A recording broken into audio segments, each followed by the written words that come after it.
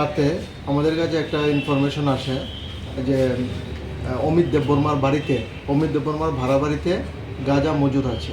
এই খবরের ভিত্তিতে আমি সহ এসআই সুনীশ চাকমা, ইন্সপেক্টর গোপাল শুক্ল দাস এবং স্টাফ টিএসআর নিয়ে তার বাড়িতে রেড করে টোটাল 2টা ট্রলি এবং একটা বাক্স থেকে 34 কেজি গাঁজা উদ্ধার করি এবং তাকে অ্যারেস্ট করে নিয়ে আসি। এই বিষয়ে আমরা একটা স্পেসিফিক এনডিপিএস কেসে একটা মামলা নিয়েছি, যার number 65/2024 under section 20 clause b, clause 2, clause c, 25-29 of NDPS act.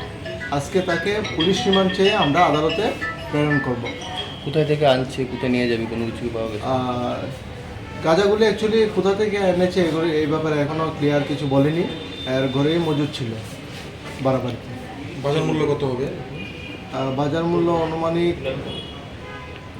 1.5 lakh টাকার মতো হবে। কত কিছু? অমিত দেববর্মার বাড়িটা কোন জায়গায়? অমিত দেববর্মার বাড়ি জম্পুজলাতে। আর এখানে কার বাড়িতে পাবে? এখানে সুমিত দেববর্মার বাড়িতে, কৃষ্ণনগর প্রগতি রোড, সুমিত দেববর্মার বাড়িতে ভাড়া করতে। গাঁজা কত কোয়ান্টিটি, কত কিছু হবে? 36 কেজি, 36 কেজি।